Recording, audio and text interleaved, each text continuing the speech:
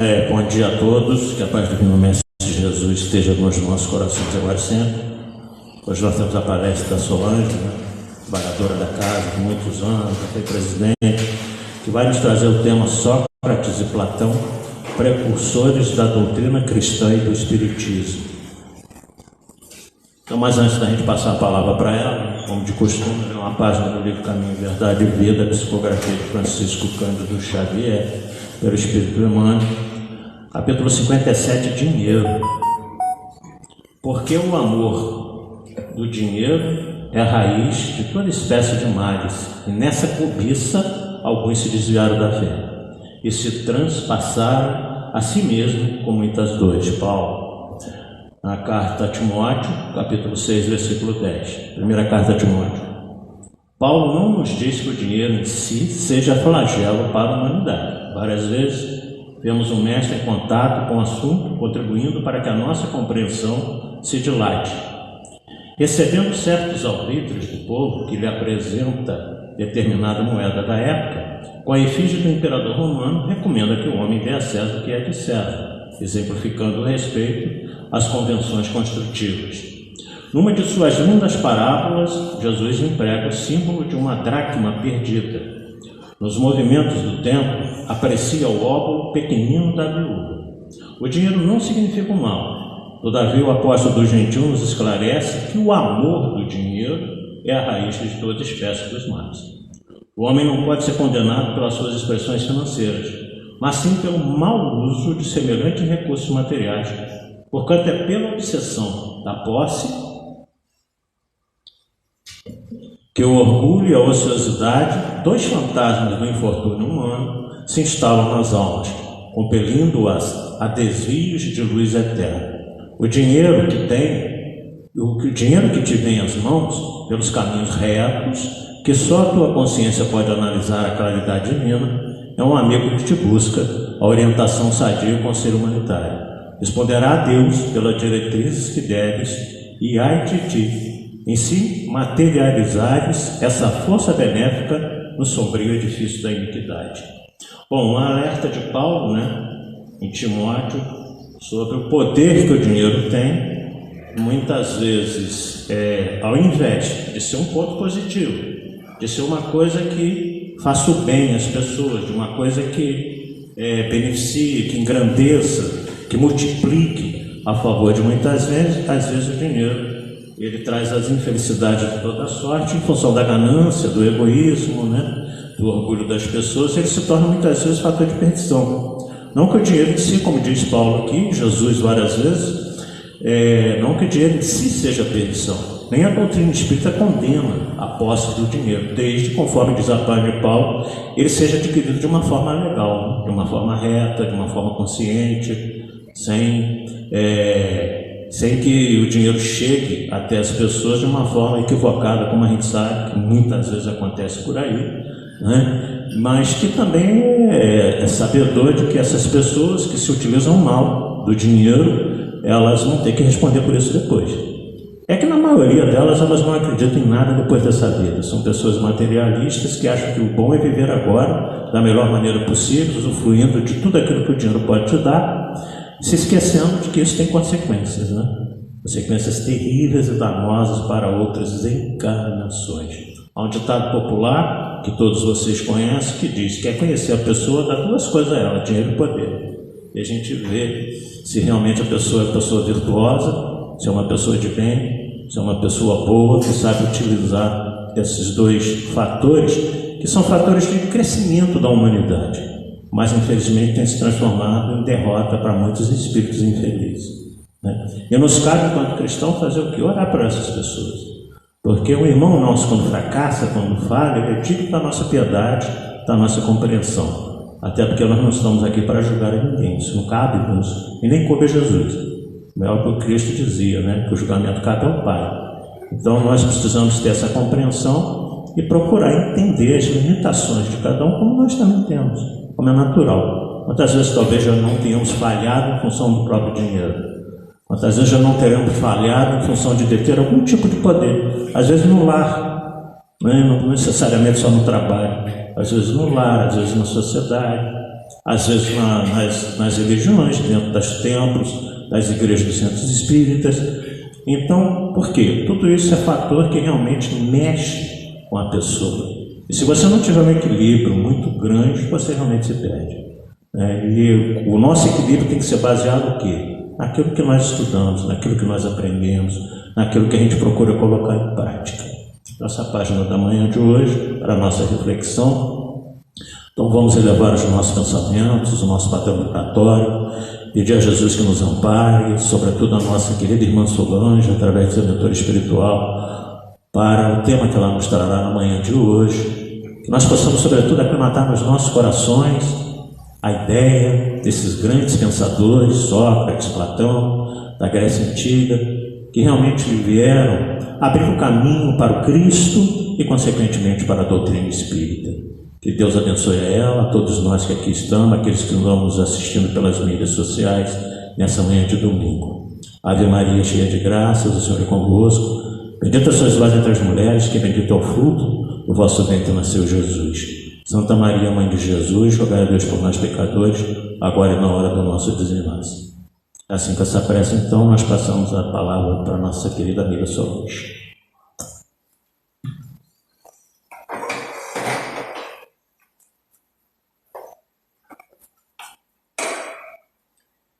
Bom dia a todos.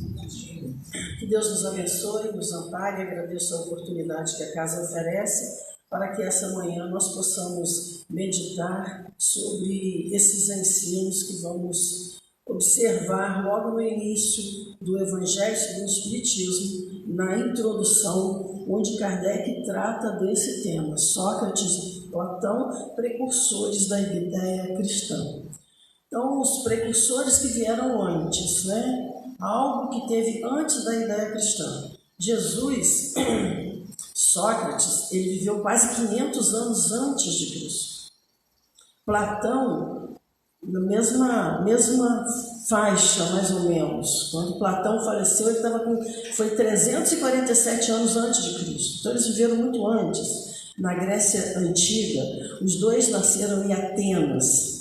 Sócrates era filho de um escultor e a sua mãe era parteira. Então, ele possuía poucos recursos, vivia de modo bem simples. Mas já o Platão não, ele era filho de estadista, então ele já fazia parte da classe nobre da sociedade ateniense, tinha dinheiro, tinha condições, então por isso ele se manteve estudando e quando jovem conheceu Sócrates e acabou indo morar junto com Sócrates ali no espaço onde que Sócrates vivia, a fim de aprender com ele e beber nesta fonte, essa doutrina, esse ensino que nós vamos ver na manhã de hoje. O objetivo desse estudo no Evangelho segundo o Espiritismo é trazer para nós pontos de conexão entre a ideia cristã e essa doutrina que viveu tanto tempo antes de Jesus e muito mais tempo antes do Espiritismo. Então veja, quase 500 anos antes de Jesus. Nós vamos ficar bem surpresos de ver alguns ensinos que nós estamos vendo agora aqui no Espiritismo. Tem muita coisa aqui. Então, a Kardec elencou aqui 20 itens e nós não vamos lê-los, porque se tornaria extremamente cansativo. Então, eu indico que vocês leiam essa parte da introdução do Evangelho segundo o Espiritismo, que é Sócrates e Platão, precursores da ideia cristã. Mas nós podemos, de início aqui, elencar alguns pontos e depois nós vamos ver mais próximo cada um deles. Pré-existência da alma, a encarnação embota o espírito, a matéria provoca a ilusão, a existência do mundo espiritual, o daimon que segue as pessoas após a morte, o daimon que se comunica com as pessoas e não a divindade. Não amem a riqueza procurando fazer dela ações boas. É muito importante cuidar do aspecto moral. A encarnação promove a depuração do espírito.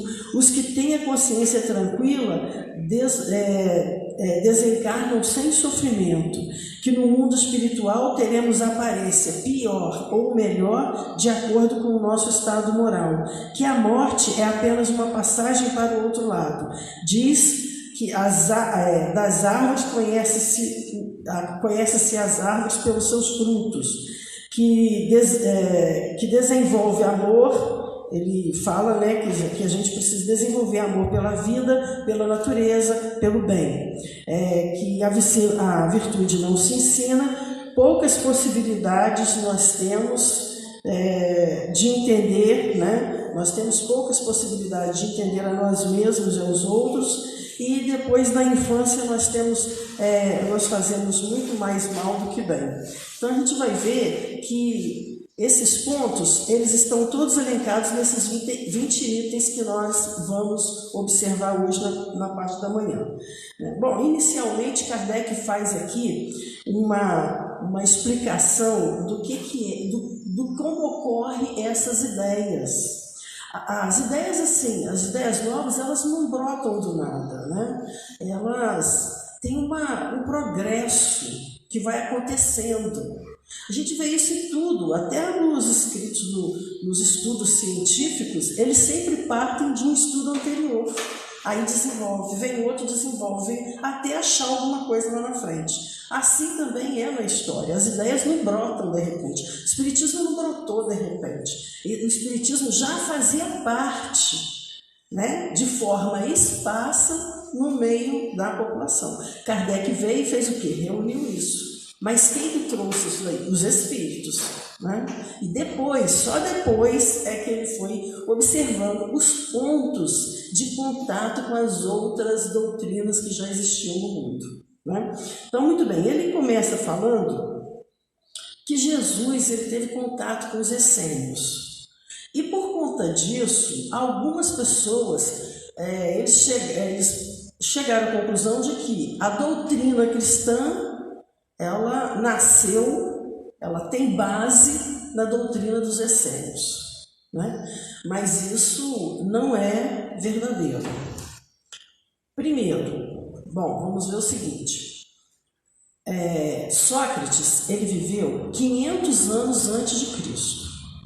Os essênios, eles viveram 200 anos antes de Cristo até 100 anos depois de Cristo. Então, veja bem, Sócrates está muito antes desse povo essênio. Então, se Jesus tivesse que beber em alguma fonte, isso não é verdade, né? Porque o que acontece é que Jesus era um espírito já elevado, superior, de hierarquia muito elevada. Então ele já possuía o conhecimento dessas verdades dentro dele. Então, quando ele vem, ele não vai beber em nenhuma fonte, ele traz o que ele já sabe, o que ele já viveu, né? O contato dele com Deus. Então, foi isso que ele nos trouxe. Mas, muito bem, o povo essênio, os essênios, eles viviam na sociedade romana, junto com a sociedade, tudo. Só que a sociedade romana era muito materialista, voltava-se muito para os deuses e os prazeres. E eles começaram a se perturbar com isso, porque eles sempre estudavam muitas escrituras. Então isso não fazia parte da forma como eles estudavam as escrituras e essa forma de viver da sociedade romana. Então eles começaram a se afastar. Eles se afastaram, eles se tornaram um grupo à parte. Eles povoaram alguns pontos daquelas regiões. E principalmente os desertos, onde eles formavam aqueles grupos cujo objetivo era estudar as escrituras e praticar os rituais de purificação. Então, era esse povo essênio, os essênios, né? E eles viveram nesse período que eu falei, né? E eles também acabaram na época de 70 depois de Cristo, quando o imperador Tito ele invade Roma, né? E ele destrói pela segunda vez o templo de Jerusalém e ele queima toda a cidade, até as cinzas. Então, nessa época, desaparece também esse povo essênio, os essênios, né? Então, por isso, eles dizem, né, os historiadores, muitos historiadores até, acham que a doutrina do Cristo tem fundamento nessa doutrina dos essênios. Mas em 1947, quando foram encontrados os manuscritos do Mar Morto, que foi encontrado em grutas próximas, né, ao Mar Morto, e aqueles manuscritos eles estavam na língua ainda, naquela língua antiga lá dos essênios, e quando eles terminaram de ser completamente transcritos, né, foi em 2006. E nesse relatório que foi feito, não existiu nenhuma referência, nem a Jesus, nem a João Batista, nem aos primeiros cristãos. Porque esses historiadores entendiam que os primeiros cristãos haviam vivido com os essênios e tiraram deles essa doutrina, né? Mas não havia nenhuma referência a eles. Eles tiveram contato, mas os discípulos seguiram o que Jesus falava, né? Então, como a gente está vendo, por que Kardec traz isso? Para ele nos mostrar e nos falar exatamente: as grandes ideias jamais irrompem de súbito. As que assentam sobre a verdade sempre têm precursores, que lhe preparam parcialmente os caminhos. Depois, enxergando o tempo, envia a Deus um homem com a missão de resumir, coordenar e completar os elementos esparsos e reuni-los em um corpo de doutrina.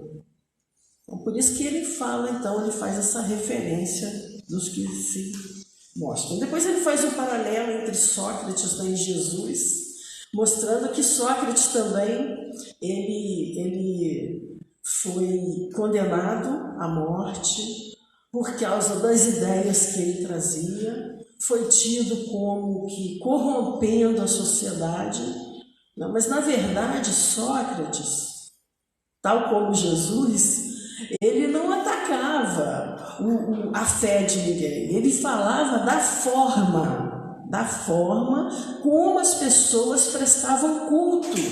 Essa forma é que foi muito combatida por Sócrates, né? Porque Sócrates entendia, na época eram os deuses, né? Os deuses, então tinha os vários deuses, né? E Sócrates, inclusive, ele fez uma visita, ele fez uma visita a Delfos, né? No templo de Apolo, onde ele vê a inscrição no pórtico da porta, né? No pórtico escrito: conhece-te a ti mesmo. A partir dali, dessa frase, ele começou a olhar para dentro dele, porque ele estava em busca da verdade, mas ele entendeu que para ele chegar a essa verdade, ele precisava primeiro conhecer a si mesmo. Então ele faz esse mergulho: conhece-te a ti mesmo, né? E então ele passa a viver. Mas então Sócrates, ele não combatia as divindades que eles colocavam ali, né? Mas ele mostrava a forma como era feito, né? Como se fazia para trazer essa divindade para junto da população. E ele foi condenado também. Ele foi condenado a beber cicuta. Na época, a pessoa poderia, ela própria, se defender. Então, ele vai se defender diante dos juízes, né? Mas ele usa a própria maêutica socrática, que é uma forma de perguntas, porque o objetivo não era conhece-te a ti mesmo, isso percorreu a vida dele inteira. Então, todo o conhecimento dele, ele não trazia respostas, ele fazia pergunta, porque ele partia do princípio que as respostas estavam dentro de nós mesmos. Então, era preciso arrancá-la de dentro de nós, era preciso dar a luz a essas respostas que estavam dentro de nós mesmos.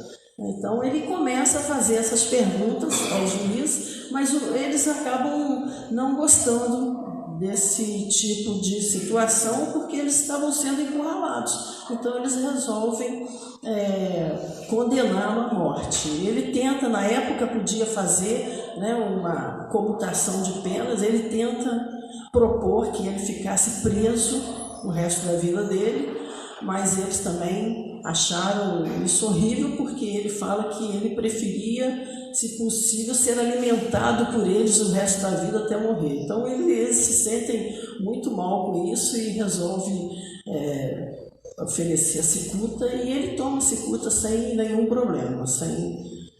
Na época, Platão, que já era o seu discípulo, né, quis pagar, porque ele tinha dinheiro, quis pagar para ele sair, né? Mas ele não aceitou. Sócrates não aceitou que fosse pago pela liberdade dele. Então ele toma cicuta. Muito bem. Depois a gente já parte então para esse resumo da doutrina de Sócrates e Platão. E aí nós vamos entrar num primeiro item que é bem importante, quando ele diz: o homem é uma alma encarnada.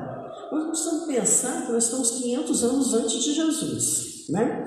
O homem é uma alma encarnada. Antes da sua encarnação, existia unido aos tipos primordiais das ideias, do verdadeiro, do bem, do belo. Separa-se deles, encarnando e recordando o seu passado, mais ou menos atormentada pelo desejo de voltar a ele.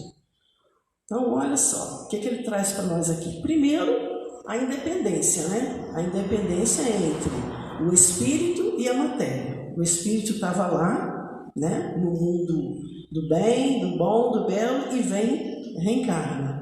Né? Encarna, vive a sua experiência, vive as situações da vida, porém com o desejo de retornar lá. Né? Então é a independência. Depois, entre o princípio espiritual e o princípio material. E depois a pré-existência da alma, que é muito importante esse ensino. Quer dizer, então essa alma, ela não foi criada nesse momento que ela encarnou, ela já existia em algum lugar. Aí ela encarna. Então esse também é muito importante, que é um dos princípios muito forte no Espiritismo, que é a pré-existência da alma. Né? Muito bem, depois ele fala assim, a alma se transvia e perturba quando se serve do corpo para considerar qualquer objeto.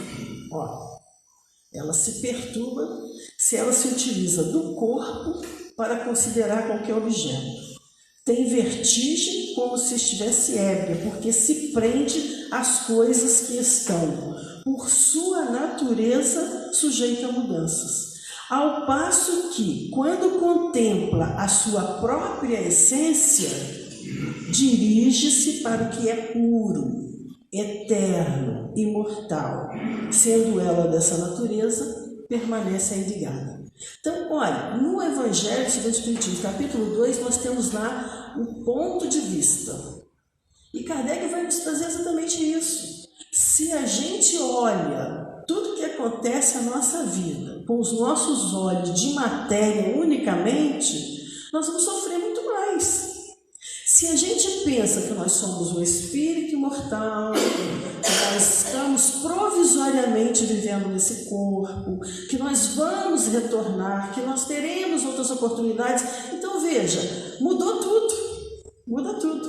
Então se a gente pega lá o ponto de vista, é exatamente o que ele está dizendo aqui. Né? Então, se nós tivermos na nossa vida o ponto de vista espiritual, a gente vai conseguir lidar com muito mais facilidade com as vicissitudes da matéria. Tá? Depois, um outro ponto. Enquanto tivermos o nosso corpo, a alma se achar mergulhada nessa corrupção, nunca possuiremos o objeto dos nossos desejos, a verdade. Com efeito, o corpo nos suscita 1000 obstáculos, pela necessidade que nos achamos de cuidar dele. Ao demais, ele nos enche de desejos, de apetite, de temores, de 1000 quimeras e 1000 tolices, de maneira que, com ele, impossível se nos tornar ajuizados. Olha o que a gente vai ver no Livro dos Espíritos, na questão 368 e 368A. Olha o que Kardec pergunta aqui aos espíritos. 368. As faculdades do espírito são exercidas com total liberdade após a sua união com o corpo? O exercício da faculdade, responde os espíritos, depende dos órgãos que lhe servem de instrumento. A grosseria da matéria enfraquece. Olha, gente. Então você vê, 1857 surgiu o espírito. Ele viveu antes de Jesus 500 anos, 2.600 anos quase depois, né? Quase 2.700 anos depois. A gente vê os espíritos falando a mesma coisa daquela ideia que estava lá atrás. Aí na 368A, de acordo com isso, o envoltório material seria um obstáculo à livre manifestação das faculdades do espírito. Como um vidro opaco se põe à livre emissão da luz? Sim, e muito opaco.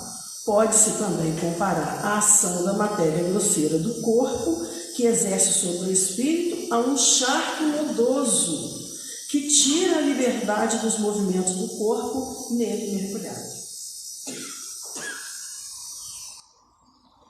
Então, o que nós trouxemos aqui? Exatamente para a gente ver como que esse ensinamento, né, está tão atualizado assim. No quinto, ele diz assim: após a morte, o gênio, daimon, demônio, que nos fora designado durante a vida, leva-nos a um lugar onde se reúne todos os que serão conduzidos ao Hades para serem julgados.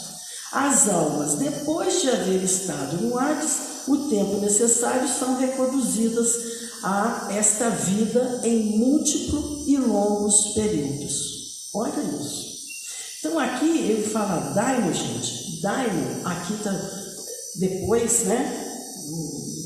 No processo de evolução, ele passou a ser entendido como demônio, e o demônio tem essa imagem que a gente vê hoje, mas na verdade não é isso. O daimon naquela época queria dizer espírito, não é bom nem mal, é um espírito, tá? É um espírito que te protege, que te orienta, tanto que Sócrates falava, meu daimon está me dizendo que ele tinha contato com esse espírito que o protegia. Muito bem, então, o que ele está mostrando para nós? Primeiro, que ele está dizendo aqui, né, é a doutrina dos anjos guardiões, né, ou espíritos protetores, que a gente vê um capítulo no Livro dos Espíritos dedicado a esse tema, né, os anjos protetores, os espíritos protetores. E depois as reencarnações sucessivas. Olha ele falando da reencarnação, que depois de estar lá, e não é isso que acontece conosco, a gente desencarna, vai para o mundo espiritual, chega lá, nós somos julgados por nossa própria consciência, né? É a nossa consciência que vai nos julgar. Então nós vamos fazer um apanhado da nossa existência, ver o que nós fizemos de bom, o que nós fizemos de ruim, o que nós desenvolvemos de virtude, o que nós deixamos de desenvolver e que se tornou um vício. Enfim, depois de fazer esse julgamento, nós nos propomos o quê? A uma nova reencarnação. E aí nós planejamos a nossa reencarnação de acordo com esse processo que nós vivenciamos. Então, nós vamos escolher as nossas provas. Hoje falou ali do dinheiro, né? Então, se nós já erramos muitas vezes por causa da riqueza, por causa do dinheiro, por causa do poder, é provável que a gente peça para não estar nesse nível, né? A fim de que a gente possa se fortalecer em outros aspectos, para que no futuro, quando a gente vier novamente a assumir essas posições, a gente possa ter uma condição melhor, né? Muito embora a gente vê lá nos livros de Emmanuel como que os espíritos, né, são orientados quando eles têm que reencarnar, né? O risco que é reencarnar, até para o espírito do nível de Alcione, por exemplo, né? de Quinto Varro, o espírito que já cresceu, que já evoluiu, né? Mas aí, antes de reencarnar, olha, tem certeza? Vocês querem mesmo fazer isso? Olha o risco, olha o perigo, ó. Né? Então, quer dizer, não é fácil, gente, não é fácil. Viver sob a influência do corpo físico não é fácil para nenhum espírito, tá? A gente tem mesmo que tirar o chapéu do Chico Xavier. Porque o Chico Xavier, se ele quisesse, ele teria montado uma religião para ele, teria feito todas as obras para ele e ninguém nunca ia contra. A sociedade ia aceitar isso tudo. Fácil, fácil. A gente vê aí como é que as coisas acontecem. Fácil, fácil. Né? Então, e o Chico não. Ele teve essa possibilidade, mas ele se manteve íntegro o tempo inteiro. Vivendo com o necessário, fazendo o bem o tempo todo, né? E conseguiu. Um espírito que a gente realmente... né? Um espírito muito evoluído, não tenha dúvida sobre isso, porque para viver tudo que o Chico viveu, gente, as pessoas davam presentes para ele, fazendas inteiras. Quantas fazendas que ele recebeu? Ele recebeu presentes e presentes valiosíssimos. E a hora que ele pegava aquele presente, imediatamente ele já ia no cartório e já passava para as instituições filantrópicas que ele ajudava, casa espírita, igrejas. Ele ajudou muitos conventos, as madres, as obras da Igreja Católica, ajudou muito. Então ele passava imediatamente isso tudo. Livros, todos os livros. Certa vez o jornalista falou para ele: mas Chico, você poderia ser muito rico com as obras que você possui. E ele falou: graças a Deus eu aprendi a viver com o necessário. Ele passava, ele terminava o livro, já passava os direitos autorais para uma instituição, para a FEB, ele dividia. Várias instituições têm os direitos autorais do Chico. Né? Então, é um espírito que viveu no nosso tempo, na nossa época, né? que nós vimos pela televisão, que nós assistimos às entrevistas. Então, nós temos muito exemplo do nosso dia a dia de pessoas que conseguiram vivenciar essa experiência e saíram extremamente vitoriosos dela. Então é isso. Isso tudo Deus manda por solicitude dele, para nos ajudar, né? Mostrando, ó, tá vendo? Tem gente que consegue, vocês também podem. Vai firme que também consegue. E é assim que é, né? Então vamos lá. Depois eu separei uma outra também, que eu coloquei aqui, que eu achei muito interessante. Olha, ele diz assim: o corpo conserva bem impressos os vestígios dos cuidados de que foi objeto e dos acidentes que sofreu. Dá-se o mesmo com a alma. Então, quer dizer, os acidentes que a gente sofreu, os vestígios, a experiência, tudo, o corpo sente, a alma também sente. Não fica, gente, registrado no perispírito? Fica tudo registrado no perispírito, as nossas experiências. Então, quando despida do corpo, ele guarda evidentes os traços do seu caráter, de suas afeições e as marcas que lhe deixaram todos os atos da sua vida. Olha isso. Muitos anos antes do Espiritismo, né? Depois, outra coisa que ele vai dizer mais embaixo, diz: mais vale receber do que cometer uma injustiça, e que, acima de tudo, devemos cuidar de não parecer, mas de ser homens de bem. É importante a gente lembrar que Sócrates, como Jesus, não escreveu nada, né? Quem escreveu foi os seus discípulos. E quem escreveu, no caso, sobre Sócrates foi Platão. Platão, logo após a morte de Sócrates, Platão ficou muito desorientado, porque eles eram muito amigos, eles aprendiam muito juntos, era aprendiz e mestre, né, que viviam muito juntos. Então ele ficou meio desorientado, saiu para fazer viagens, foi para vários lugares. Nesses lugares que ele foi, ele aprendeu geometria, matemática, e aí ele retorna a Atenas. Quando ele retorna a Atenas, é que ele começa a escrever os diálogos, né, onde estão a imagem de Sócrates mostrando isso. E essa parte que ele fala aqui, mais vale receber do que cometer uma injustiça, Sócrates fala lá quando ele está preso, junto com aqueles outros presidiários que estavam junto com ele. Então ele fala isso: mais vale receber do que cometer uma injustiça, e que acima de tudo devemos cuidar de não parecer, mas de ser homens de bem. Olha isso. O que Jesus vai falar em Mateus capítulo 5, 38?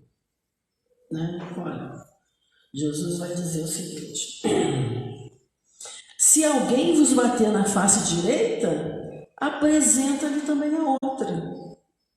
E que, se alguém quiser pleitear contra vós para vos tomar a túnica, também lhes entregueis o manto.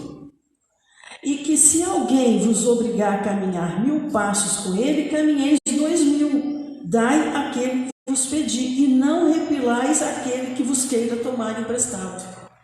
Não é o ensino que ele está dizendo aqui? Mais vale receber uma injustiça do que cometer? Não é? Então, nós estamos vendo em vários aspectos como que Jesus, como que a doutrina dele, de Jesus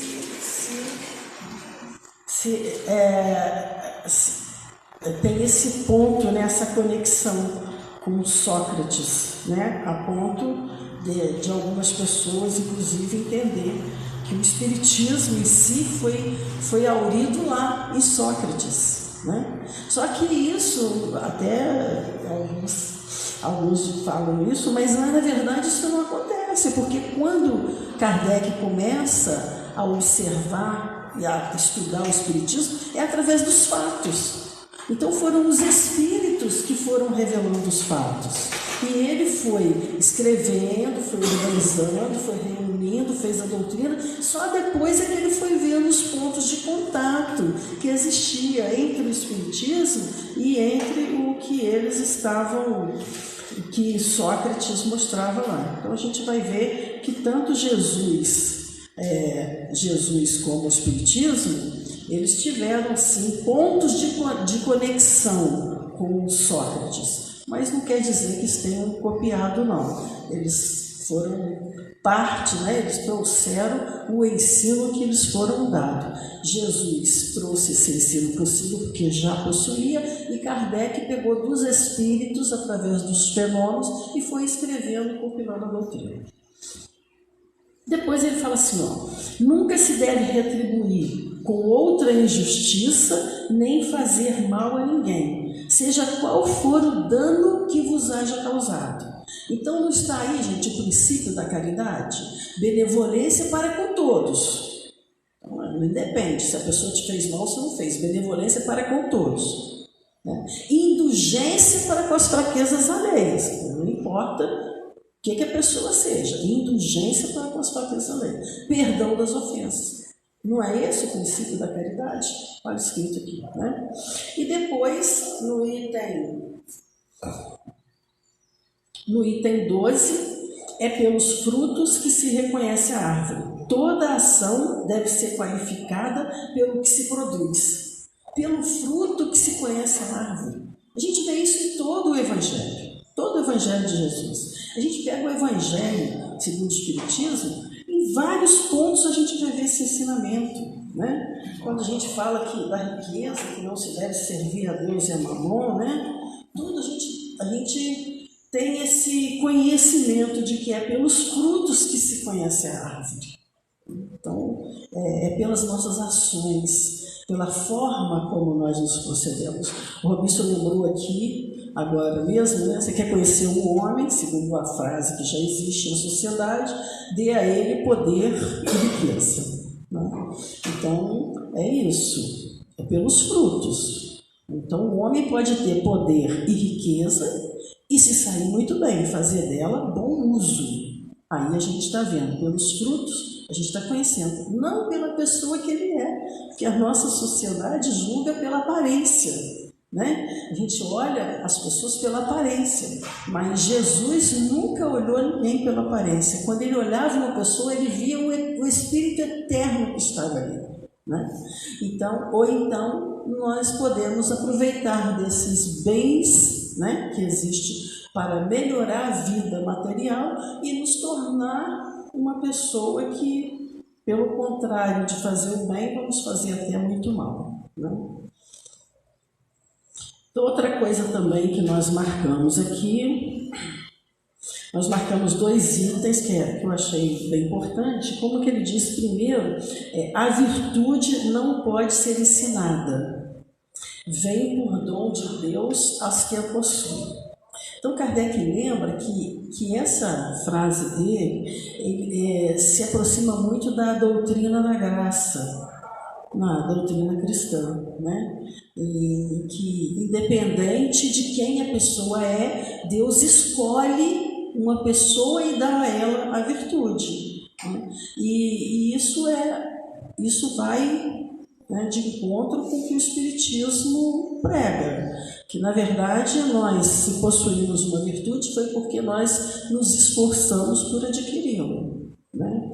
E que se Deus desse alguma coisa a um e não desse a outro, né, como que seria isso? Qual o motivo? Não existe motivo. Pela doutrina da graça, a gente, independente de motivo, Deus dá a um e não dá a outro. Então isso daí já seria uma situação bem complicada para Deus dentro dessa justiça divina, né? E o Espiritismo nos traz a ideia de que não, quando nós desenvolvemos uma virtude, nós não recebemos de Deus essa virtude, nós desenvolvemos através do nosso esforço pela prática do bem. O que Deus faz é fortalecer em nós, e isso Ele faz, o desejo, a fé de buscarmos essas virtudes. Isso é o que Deus faz por nós, né? Então ele diz, a graça é a força que Deus faculta ao homem de boa vontade para se expungir do mal e praticar o bem. Nos traz isso daí. E uma outra coisa que ele nos mostra também, no item 20, todos os homens, a partir da infância, muito mais fazem mal do que o bem. Então, a partir da infância, nós somos mais propensos a fazer o mal do que fazer o bem. Aí, Kardec vai nos chamar a atenção que essa sentença de Sócrates, ela fere gravemente a questão da predominância do mal na Terra, né? Que é uma realidade. A gente olha, né? Em vários estágios a gente vai ver uma predominância.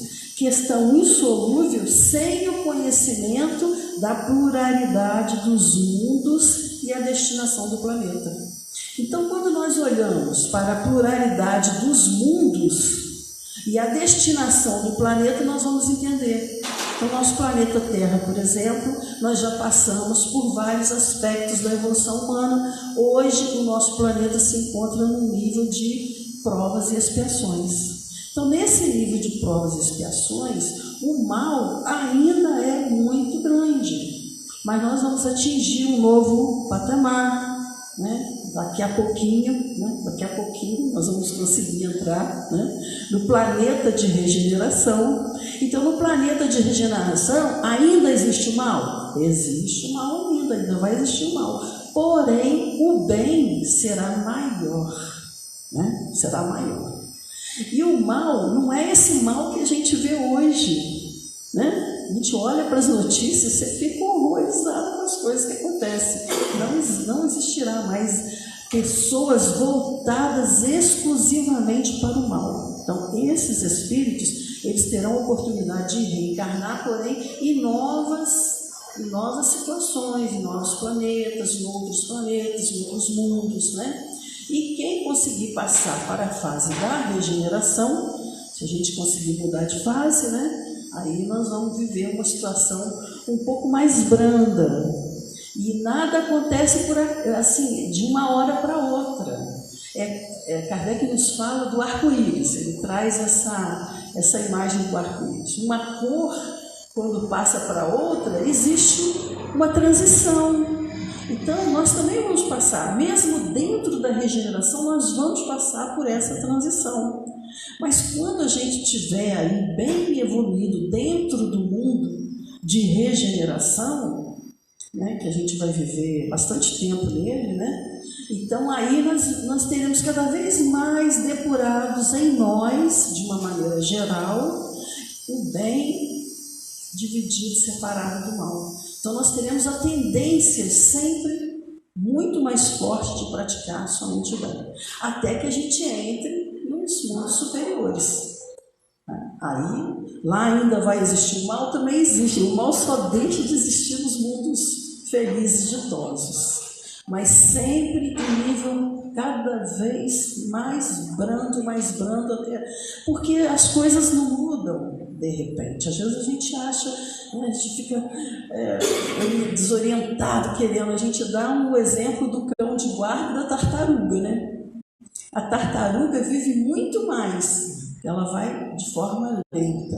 O cão de guarda vive muito menos, porque ele tudo na agitação. Então não adianta a gente ficar na agitação. Vamos acalmar nossa alma e vamos colocar em nós o objetivo. Qual o objetivo? De ser um homem de bem. Em todos os momentos, em todos os dias, nós vamos reafirmar isso diante de nós mesmos. Eu quero ser um homem de bem.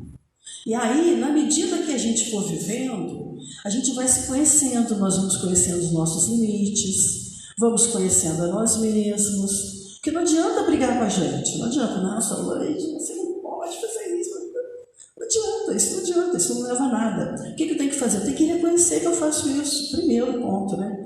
Poxa, que chato. Fiz isso. Teve uma vez, gente, que eu sofri muito, porque eu reconheci que eu tinha um vício que eu não imaginava que eu tivesse. Eu fiquei muito triste, que eu pensei, gente, olha quantos anos eu estudo o Evangelho, olha quanto tempo eu estou no Espiritismo, eu não acredito que eu tenha isso comigo, mas eu tinha, estava lá guardado de mim. Então eu preciso primeiro conhecer, para mudar, né? E eu não posso brigar comigo porque eu sou assim. Não, gente, eu sou assim, acabou. Né? Eu vou tentar entender os meus motivos.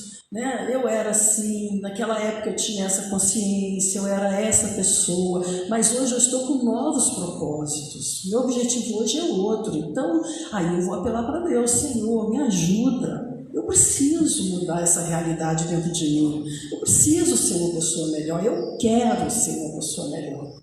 Aí Deus o que faz? Porque Deus é pedagogo. Ele começa a trazer oportunidades. Aí você começa a ver, começa a vivenciar, e vai vendo, e vai olhando para dentro de você, até que um dia você olha e diga, olha que coisa interessante, eu já não me incomodo mais tanto com isso. Por quê? Porque alguma coisa mudou dentro de mim. Esse é um esforço pessoal. Né? Então, não adianta querer mascarar uma situação. Não adianta. Às vezes a gente vê, a gente já passou por isso também, nós todos passamos por essa fase, né? Que são fases do conhecimento. A gente passa por essas fases de querer ser uma pessoa melhor a todo custo. E aí a gente se pinta de uma pessoa boazinha. Mas basta chegar os obstáculos, basta chegar os testemunhos, e a gente imediatamente já mostra quem nós somos. Logo de cara, as pessoas dizem, já colocou as unhas de fora. É uma forma de dizer que nós já logo mostramos quem nós somos. Então, essas horas de testemunho, elas são muito importantes para nós. A gente não tem noção. Às vezes você fica enfurecido, mas tem um momento que a gente vai ter que parar e pensar, mas por que eu fiquei daquele jeito? O que aconteceu comigo? O que essa pessoa falou que mexeu comigo nesse nível? Então a gente vai se conhecendo, sem brigar com a gente, sem manter nenhuma aparência. Não precisa manter aparência para ninguém, porque, como diz, né, quem paga as nossas contas somos nós. Então a gente que tem a ver com as nossas aparências e ninguém mais. Né? Mas a gente tem que olhar para dentro de nós mesmos o que aconteceu para eu sentir aquilo que eu sentia. Olha como que eu fiquei, né? Aí a gente precisa observar. E esses momentos de testemunho, eles são importantíssimos para nós. E assim é que a gente vai, né? Vai se melhorando, vai se progredindo, vai tornando-se uma pessoa melhor. Né? Então, quando a gente é jovem, aí depois quando a gente vai chegando lá, mas na idade madura, a gente faz um paralelo, né? Com aquela pessoa jovem, com a pessoa de hoje. Olha, gente, como que bacana, como que eu consegui caminhar, né? Poxa, fiz alguns progressos, isso foi muito bom, né? E toda vez que a gente fizer algo de errado, e que ferir alguém, não podemos nunca deixar passar em branco, nunca. Jesus disse, antes de ir ao templo levar a sua oferta, vá primeiro se reconciliar e depois venha fazer a sua oferta. Então, na hora que você reconheceu, procura a pessoa, conversa, explica, pede desculpa, né? Para a gente poder firmar em nós essa disposição de ser uma pessoa melhor. Se a gente passa batido, a gente daqui a pouco vai fazer de novo. Porque, gente, é muito difícil você procurar uma pessoa e dizer assim, olha, me perdoa, eu errei. Isso é muito difícil. Mas se a gente não fizer isso, a gente não aprende a lição. A gente não consegue marcar em nós esse aprendizado novo.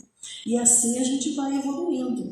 Então Sócrates já nos falava isso lá, que a gente vai evoluindo em encarnações sucessivas, né? A gente vai para o mundo espiritual, faz passa pelo juízo e depois retorna para viver longas e sucessivas encarnações. Olha que coisa linda, né? Maravilhoso a gente saber que a nossa doutrina, ela não nasceu do nada, que o que os espíritos trouxeram tem uma base muito forte, que são ideias que estavam esparsas, e eles trouxeram as verdades eternas, porque essa é uma verdade eterna, uma verdade que não vai mudar nunca. No Livro dos Espíritos fala das encarnações dos espíritos que estão já elevados, né? Aí eles vão encarnando, ainda vão vivenciando até um nível elevado, né? Mas isso é uma continuidade. E uma outra coisa, então, que a gente precisa falar dessa pluralidade dos mundos e a destinação do planeta, são os capítulos no Evangelho. Meu reino não é deste mundo. Então a gente vai falar muito, o Kardec vai falar muito disso, as mensagens dos Espíritos muito direcionadas para esse ponto, né? Depois há muitas moradas na casa do meu Pai, mesma coisa, muitas coisas voltadas, e bem-aventurados os aflitos. Esses 3 capítulos tratam desse assunto, né? E no final ele termina dizendo assim, ajuizado será, não supondo que sabes o que ignoras. Tem uma frase que Sócrates falava, só sei que nada sei. Por quê? Foi consultado lá no templo de Delfos, né? No templo de Apolo, foi consultado e perguntado para ele quem era o homem mais sábio da Terra. Aí eles disseram, Sócrates. Aí foram lá falar com Sócrates, lá em Delfos falaram isso, que você é o homem mais sábio que existe na Terra. E ele trouxe essa resposta, só sei que nada sei. Então isso acabou ficando, né? A gente vê meme na televisão, vê figurinha, vê um monte de coisa na internet, só sei que nada sei.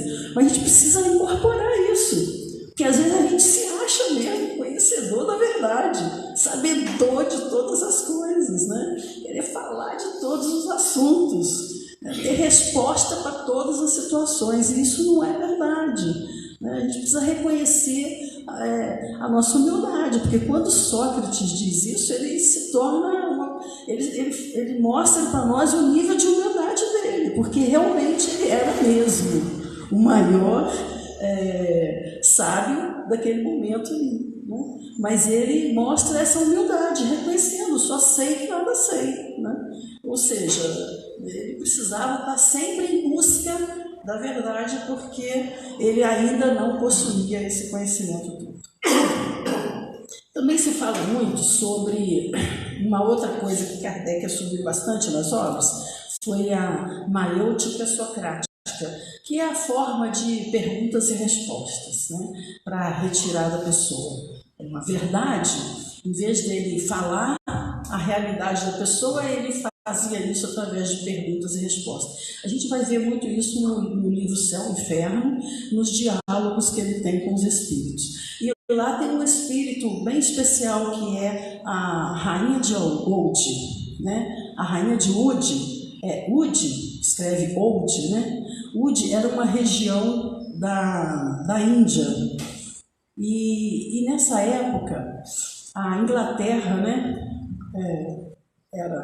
fez a Índia colônia, né, colonizou. Então, a Inglaterra estava em todos os lugares, e quando ela entra nessa região de Udi, ela capturou as pessoas, acabou com o reinado. Então, essa rainha de Udi, que era a rainha-mãe, ela vai até a Inglaterra para pedir à rainha Vitória que tivesse condescendência com o filho dela, que era o rei, que devolvesse o reinado para ele, que ele pudesse continuar reinando.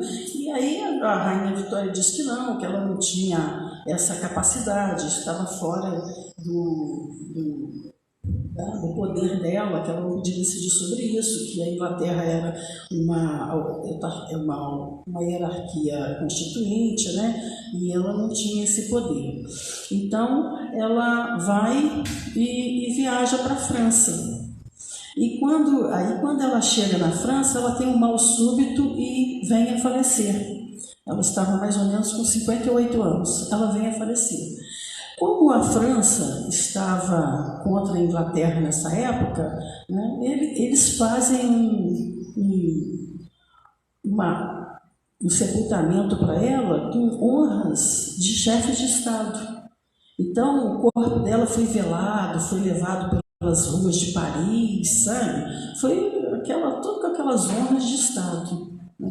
E ela, então, foi sepultada lá mesmo na França. Nessa época, Kardec teve esse conhecimento, né, porque foi em 1858. Então, Kardec chama esse espírito, né, faz a evocação desse espírito na sociedade parisiense. E aí, quando ela se apresenta como rainha. E é muito interessante esse diálogo, porque ela não queria reconhecer de jeito nenhum a situação dela no mundo espiritual. Para ela continuava sendo rainha. E que aquele sepultamento todo que fizeram para ela em Paris foi bem pouco, pelas condições dela de ser rainha, deveria ter sido porque nem todos se dobraram a ela. Né? Então ela possuía ainda aquele orgulho extremamente vaidoso quando pergunta de Jesus, que ela era da religião muçulmana, e a religião muçulmana fala muito de Jesus. Jesus é um dos profetas mais falados na região muçulmana, né? Mas quando pergunta para ela, ela fala assim: o filho do carpinteiro? Eu não vou ocupar meus pensamentos com ele. Então veja, ela é extremamente orgulhosa. E aí Kardec se utiliza dessa maiêutica socrática, através de perguntas, para fazer tirar dela uma mudança, sabe? E isso não consegue, né? Ele não consegue isso. Depois ainda tem mais algumas outras sessões com ela, mas mesmo assim não conseguiu. Então ela continuou no seu orgulho. É uma mensagem muito expressiva que a gente vê no livro, mostrando como que quando nós estamos cristalizados no orgulho, na vaidade, a gente deixa de reconhecer a realidade que está à nossa volta. Né? Então, nós agradecemos muitíssimo a oportunidade, né, dessa manhã, a gente conversar sobre esse tema, e que a bênção de Deus, nosso Senhor Jesus Cristo, nos ajude para que a gente consiga, né, vencer essas barreiras que existem dentro de nós mesmos, do orgulho, da vaidade, e conseguir ver, né, esse ser maravilhoso e luminoso que Deus criou com o destino à perfeição, que somos todos nós. Que Jesus nos abençoe e nos ampare agora e sempre.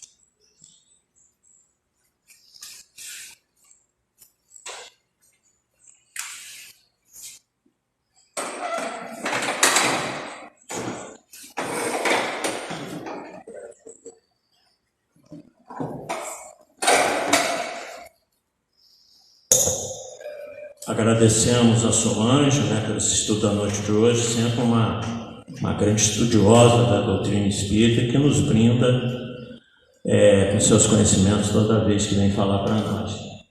Quarta-feira que vem, é dia 1/2, a Terezinha Coelho estará aqui, tema livre, ok? Terezinha, irmã do Manuel. Eu quero avisar vocês que nós vamos promover aqui, mas eu vou divulgar com bastante antecedência, óbvio, nas sextas-feiras, com um intervalo, um estudo sobre passe, né? Provavelmente serão 2 sextas-feiras, mas a gente anuncia com bastante antecedência.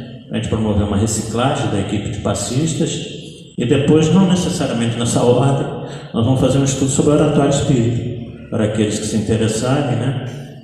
Porque o estudo da oratório espírita não serve só para ser orador, para fazer página, interpretar. Então a gente dá dicas de oratória, como produzir uma palestra, como fazer slides, né? Meio que gosta. E são dicas assim muito simples, né, e objetivas, mas a gente vai anunciar com antecedência quando nós formos realizar isso. Tem que ser na sexta-feira, porque é a única noite que a casa não tem atividades, é o único dia que a gente não tem atividade, então de preferência na sexta-feira, ok? Então nós vamos encerrar essa primeira parte, agradecidos a Deus por essa oportunidade de estarmos aqui, e lembrando a vocês também que depois do passe, quem for saindo, lá fora, na mesinha de fora, tem um lanchinho hoje, ok? Patrocinado aí pelo Zé Roque, que trouxe um bolinho, tem suco de laranja, tem café e tem chá. Okay? Então quem for saindo do passe, dá uma paradinha ali para confraternizar com a pessoa. Então vamos encerrar essa primeira parte, agradecidos a Deus por essa oportunidade, que Ele possa nos amparar, Solange, na sua divulgação da doutrina espírita, onde quer que ela vá, que os bons amigos espirituais aqui presentes nos envolvam sempre no seu manto de amor e bondade. Agradecendo a presença de vocês no salão, daqueles que estão nos acompanhando ao vivo pelo Facebook. Nós queremos encerrar a primeira parte com a oração que Jesus nos ensinou. Pai nosso que estás no céu, santificado seja o vosso nome, venha a nós o vosso reino, seja feita a vossa vontade, assim na terra como nos céus. Pão nosso de cada dia nos dai hoje, perdoai as nossas ofensas, assim como nós perdoamos a quem nos tem ofendido.